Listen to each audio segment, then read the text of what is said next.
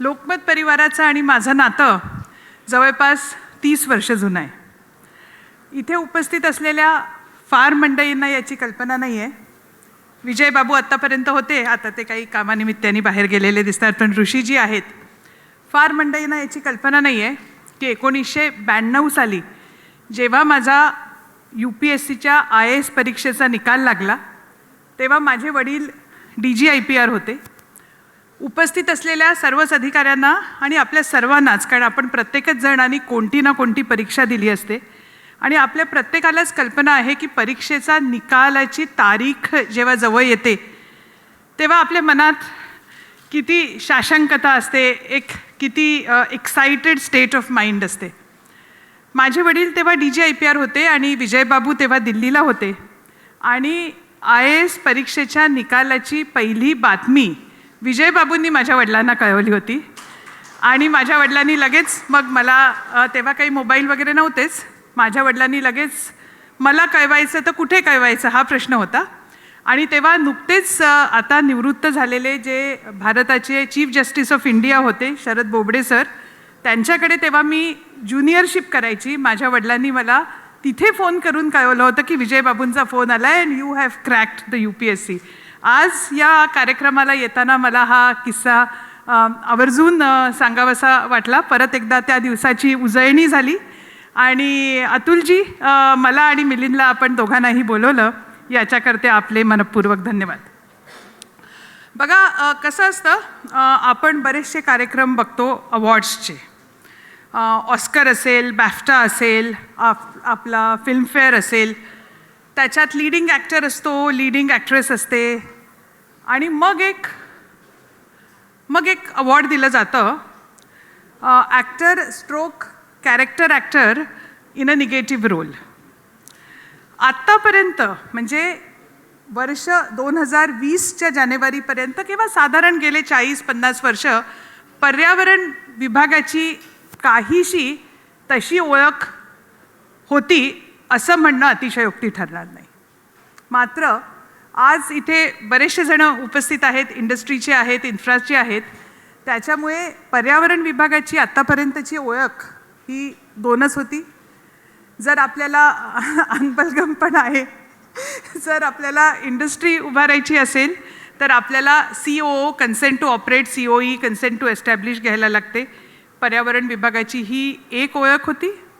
आणि आपल्याला जर लार्ज स्केल डेव्हलपमेंट करायची असेल तर आपल्याला EC लागतं, एन्व्हायरमेंट क्लिअरन्स लागतं. पर्यावरण विभागाची ती दुसरी ओळख होती. पण गेल्या साधारण सुमारे 2 वर्षामध्ये पर्यावरण विभागाची ही ओळख आमचे मंत्री, ज्यांनी आत्ता फायरसाईड चॅटमध्ये आपले विचार मांडले, श्री आदित्यजी ठाकरे पर्यावरण मंत्र्यांच्या व्हिजनमधून विभागाची ओळखही बदलते आहे. काळाने पण आपल्याला हे सांगितलं आहे की पर्यावरणाला आपण आमूलाग्र असं महत्त्व देणंच आवश्यक आहे आणि त्याच्यामुळे पर्यावरण विभागातर्फे पर्यावरणाला महत्त्व देणं किती महत्त्वाचं आहे याच्याबद्दल मी आपले काही विचार मांडू इच्छिते. आपण सर्वांनी IPCCच्या रिपोर्टबद्दल लिहिलं.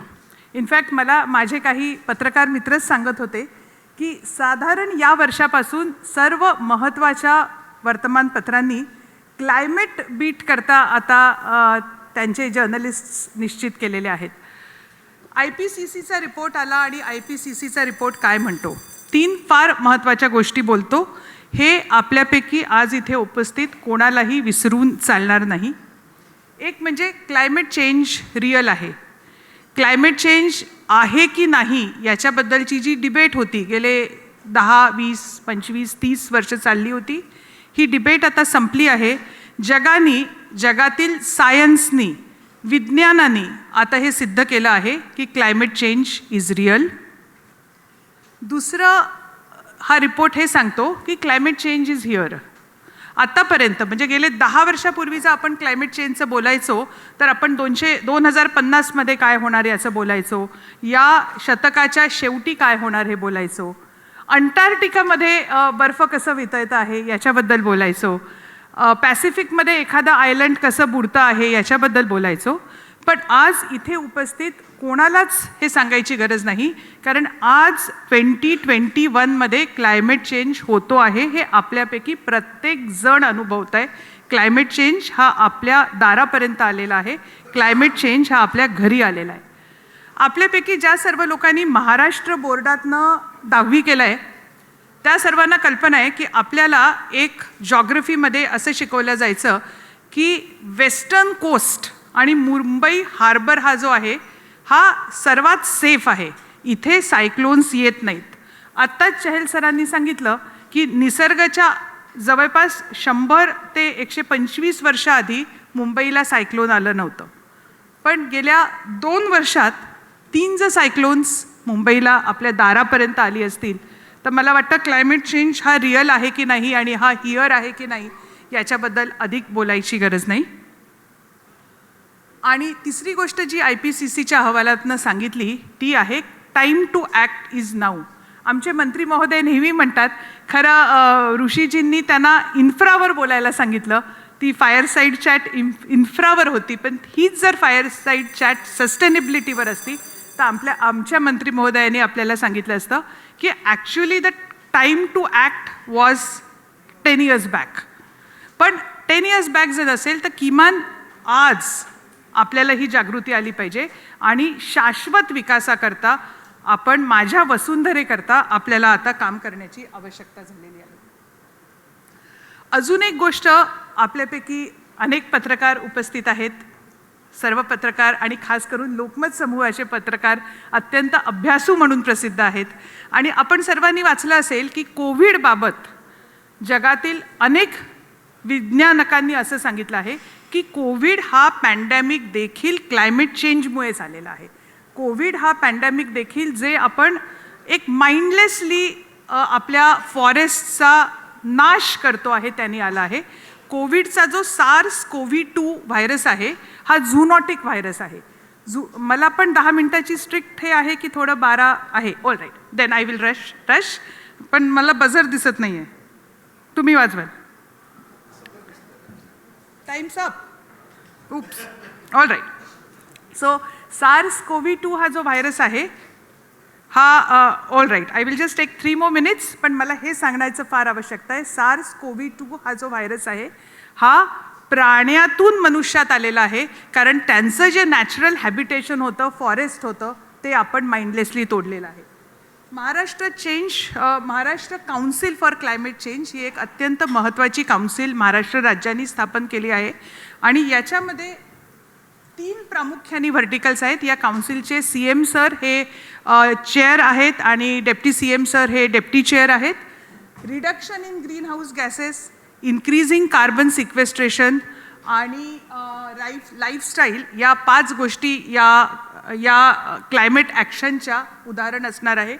हे 5 महत्त्वाचे सेक्टर आहेत आणि मला लोकमत समूहाला आवर्जून विनंती करावीशी वाटेल की आपण जेव्हा आपला नेक्स्ट कॉन्क्लेव्ह कराल, नेक्स्ट कॉन्क्लेव्ह आपण सस्टेनेबिलिटीवर करावा, ही काळाची गरज आहे.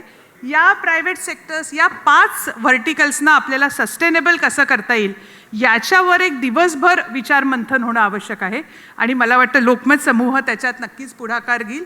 माझी वेळच संपलेली आहे, त्याच्यामुळे I am just running through the slides. पण आमच्या मंत्री महोदयांच्या पुढाकारातून माझी वसुंधरा ही एक कॅम्पेन आम्ही गेले 15 महिने राबवतो आहे. या कॅम्पेननी बरीच काही कामं केली आहेत. मी प्रेझेंटेशन आपल्याला सोडून जाते, ज्यांना इच्छा असेल ते बघू शकतात. शेवटी क्लायमेट चेंज याच्यावर फक्त सरकारने काम करून उपयोग नाही आहे. आपल्यापैकी प्रत्येकाने ग्रीन हॅबिट्स आपल्या जीवनशैलीमध्ये आणायला पाहिजे आणि त्याच्याकरता मागच्या 1 जानेवारीला आम्ही एक अर्थ प्लेज नावाचा कार्यक्रम घेतला होता आणि त्याच्यामध्ये 1.5 कोटी लोकांनी एक ग्रीन ॲक्शन आम्ही वर्षभरात अंगीकृत करू अशा करता अर्थ प्लेज घेतली. आमच्या मंत्री महोदयांच्या पुढाकारांनी पर्यावरण विभागाने जे काही कार्यक्रम घेतले त्याच्याबद्दल ही स्लाईड आहे. या सर्व कार्यक्रमाची दखल घेऊन ग्लासगोमध्ये जी COP26 झालं त्याच्यामध्ये आमच्या मंत्री महोदयांना आणि विभागाला most inspiring leadership in climate action असा अवॉर्ड देखील मिळाला होता.